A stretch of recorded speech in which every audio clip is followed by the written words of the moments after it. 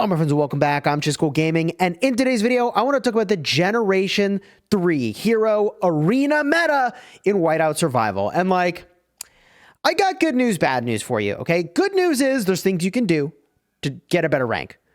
The bad news is that, by this generation of heroes, your state will be old enough that the folks you're up against at the top of things will have very likely outspent you, and when they've outspent you, you're just not going to beat them. That just is what it is, okay? So, yes, you can get advantage by having really, really, really good heroes and widgets, but the advantage that's going to be really tough for you to keep up with is the hero gear. I mean, bro has level 100, okay? Red 100, legendary, okay? On all of his infantry. Forget it. I can't beat that. Oh my God. I actually don't know what it would cost to have that kind of setup, okay? And I will say a second thing, okay? So first of all, right? Good news, bad news. Bad news is people are going to have gear like this. The second thing that people are going to do with their gear is they're going to have gear like this, okay? So this is gear on a second hero of a troop type that they've taken to 100 or closer to it. And the reason they've done that is for better arena results.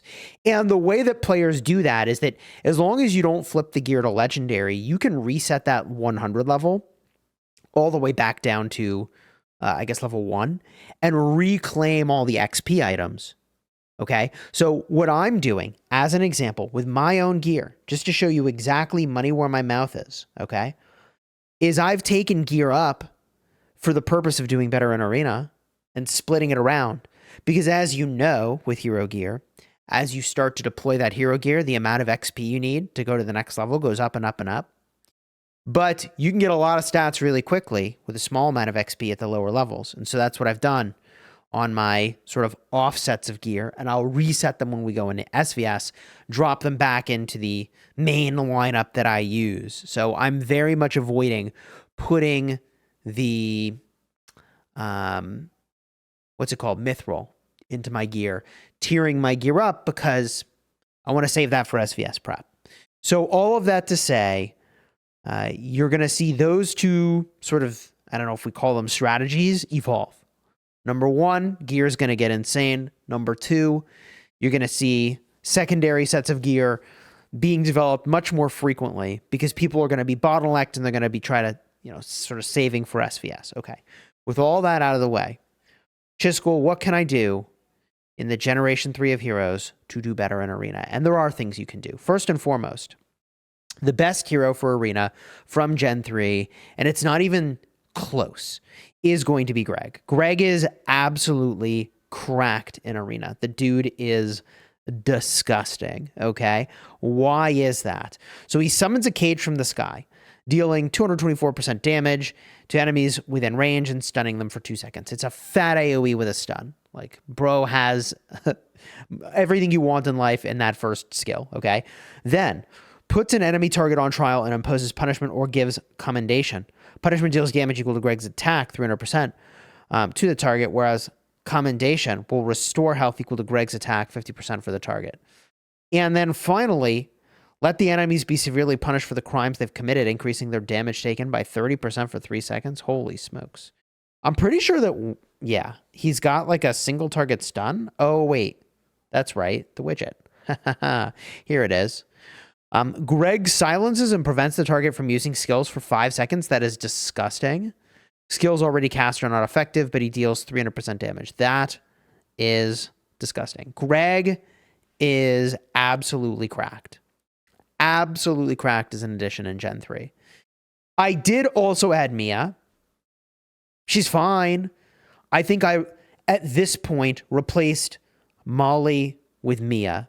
And that is largely because the Gen 3 bump in power was enough over Gen 1 that I was like, even though Molly does kind of everything I want in a kit for Arena, her level of punch just couldn't hang, and so I did upgrade to the Mia.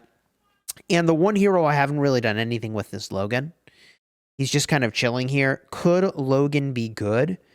So he smashes his Fists of Steel on the ground, dealing attack to the target and reduce the attack speed. Okay. Provides extraordinary protection, increases defense when attacked. Sure. But the thing is that this is a stacking effect. So this is only good if you like put your best hero gear onto him so he actually lives for a while. And then lastly, Logan performs a powerful punch. Comes with a freezing and blustery wind.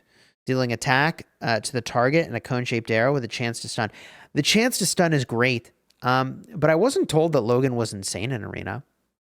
He might be very good, but I'm not even using him. Okay? So the lineup that I'm ultimately using here is like this. This is what I'm using. All right? Doesn't mean you have to use it. This is what I'm using. And I actually switched around a couple important things. First of all, I've moved my Lancers in front. Now, this is something I've talked to you about in prior generations. If you're subscribed to the channel, you know about this trick as a way of keeping your Geronimo safe. Now, should I still be using Geronimo at this point? Kind of debatable. If I had Logan maxed, I probably would be swapping the Geronimo out. But Geronimo is more of like a DPS infantry, so you don't want it to be taking hits off rip. Whereas like Mia, for whatever reason, I do better with her just eating it right away, which is kind of funny. Like, she's so much so not an upgrade that like I'm better off just using her as straight up fodder, even though she's got the gear on. Insane. But that is where that is. And I'll show you. We'll do some matches here, okay? I have Flint in front. Alonso has no gear. He's in back middle. This seems to be performing better for me than the way I had it before. I'll show you what that was. And then I find that I do best with Greg over in this position. Now, the way I had it before, which was doing worse, was kind of like this. And I tried like this. And I tried like this. But this does the best. All right? This has been the most performant for me. All right? Now, that said, if you had Logan, you might put him in front, replace the Geronimo. I actually don't know if that's better or not. Theoretically, I could swap in Philly, right? Like this marksman is kind of a flexible spot. But I find, again, as I mentioned with Philly long ago, that Philly's strength is when you have gear on all your other marches and they're living for a long time. So there's more stuff to heal. So I think this is the way I would kind of run it for now. And we can do some attacks here, but you know, for the most part, like I'm going to outgear these guys, and the guys that I outgear, I'm going to beat. The ones that I don't, I won't. And that just like is what it is. When they match me on heroes, like there's not a ton of ways I can get a big advantage. All right. So we'll battle this out real quick. Technically, you know, you're subscribed to my channel, so you know you should be saving your arena attempts until like minutes before reset. This has cost me on a couple occasions where I forget that I've done that. Now, this is a particularly difficult team to fight, so I'm going to fight them in this instance. They're a difficult team because their power is very close to mine, and as I mentioned, proof is in the pudding. They also have gone this route of working on secondary sets of gear, and it is extremely powerful. So let's actually fight this person and see if I can get the win. So you know already that I have said this configuration is the way to go. They are doing the same thing I am. Okay, they put the Lancers in front to soak the damage, and I think that's very, very powerful. Very, very smart choice. Debatable if I should keep my Lancers there, moving to the other side, but we're just going to give this a shot here and hope for the best. And I honestly could lose this. Like, I genuinely, even with a gear advantage, could lose it because the matching up might not be perfect. I think I'm just going to get the win here, though. Maybe? It's closer than I would like. I might not win. Okay, there it is, that AoE. Ooh, close. Close. So there obviously is still room to eke out W's with placement. And also, again, the way they distributed the stats on their gear to more heroes is a big deal rather than concentrating it. We're just going to smash through this lineup here real quick. And like, I don't have to think too much. I just muscle through. Okay. You can see that massive cage come down from the Greg. It is just disgusting what that can get done. Absolutely insane. Okay, great. I don't hit my own alliance, so I'm going to refresh. This guy at 132, there's no way I can... Could I beat him? Wait, could I beat him? There's no way, right? But he is still using Molly. I mean, for science, because he's using Natalia still and he's using Molly still, I just want to see. For science, for the video, the dude is using Gen 1 heroes. Let's see if my money where my mouth is. Can I make up this difference? I think I cannot. I think this is a waste of an attempt. But my curiosity is piqued. So we're going to do this. How do I want to line up here? I think this is an okay setup. I'm basically debating if I want to switch like this or not. That's kind of the question here. I think we'll run it like this and see what happens. So their infantry charges in. I'm going to take a lot of damage. That Geronimo is going to just soak up so much. Oh, I'm cooked, bro. So like I said, this is perfect. Even though the dude is using Gen 1, and I would say Gen 1 is 100% not meta to use. I could be wrong. You leave a comment down below. We're in Gen 3. They're using Gen 1s. I got absolutely boom roasted by this guy. All right. And I got boom roasted because, as I mentioned, you're just going to find that at this point, the biggest differentiator is going to be the gear. Now, I'm sure that will change later on, where everybody kind of catches up on gear and it gets closer and closer, and then that's not going to be the case. But we're in that sort of sweet spot now where people have pulled ahead by quite a bit, and people have pulled ahead by quite a bit, okay? It's just going to be difficult to catch up to that. All right, now, every day I still do buy 5 extra attempts, all right? And I try to use those before reset. And I can get a look here to see, like, maybe I should wait closer to reset to even have anybody to hit. Pretty much the only guy to hit's like this guy from Estate, which I feel kind of bad doing. This guy Rev, this other person. I mean, I'm not that high up on the board, 138. Like there are some people to hit, I suppose. So we can get a couple more of these hits in here. But that's most of what I wanted to kind of talk about in this vid. At this point, as I mentioned, the power diff is real. You will feel it. And you'll notice that one tactic that does work really well is to spread out that XP. And for Gen 3, your biggest take is that Greg for Arena just absolutely decimates. Absolutely decimates. And now I'm up to 4, which is pretty cool. But I'll probably chill here, pushing 3 hours and 15 minutes before reset.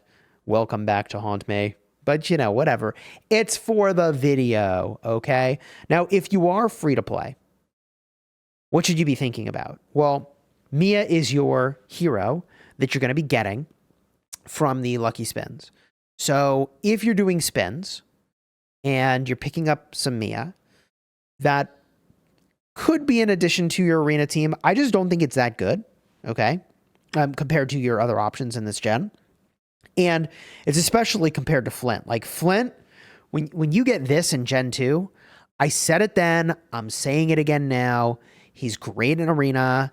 He's your first mythic tier infantry that you can get by spending gems. Just a huge W. Absolutely phenomenal. Mia also phenomenal for rallying the bear. But if you are F2P, low spend, you will rally the bear, but like for the most part, you're getting a lot of your points by joining other people's rallies, right? So she throws tarot cards at her enemies, dealing attack, and can either reduce the target's attack or stun. The stun is ideal. The next skill, curse the target, fluctuating damage based on the base value of Mia's attack. Final damage will be a random figure from 5 to 600% of base. Who knows? Could be a lot, could be a little. And then Mia protects the hero with the lowest remaining health, restoring health for the hero of a base value of Mia's attack. The final health restore will be a random figure ranging from 5 to 400%. I mean, sometimes it pops off and sometimes it doesn't, which I don't hate. I mean, consistency is nice, but big upside potential means you can potentially upset a much tougher opponent than you if you get incredibly lucky. So that's the upside of the randomness. The downside is sometimes you, take the 20-sided die and you roll a 1. And that's the 5% value if that's what you're getting. GG. All right. Yeah, I mean, I think that covers the main things that I would share. Okay. If you enjoyed the vid, throw a like on here, subscribe. You got any other tips or tricks for Gen 3 specifically? Definitely let me know in the comments. I would say, unlike other generations where I felt like I was really like a master of what was best, at this point, it's a lot harder for me to tell for the reasons that I mentioned, where like the hero gear diff is enough that you can just power through. All right. And if you want to see prior generations of heroes for Arena and you're like, wait, I'm here for the other gens, check the cards in the end screen. All right, until next time, you have fun smashing your enemies. Take care, everybody.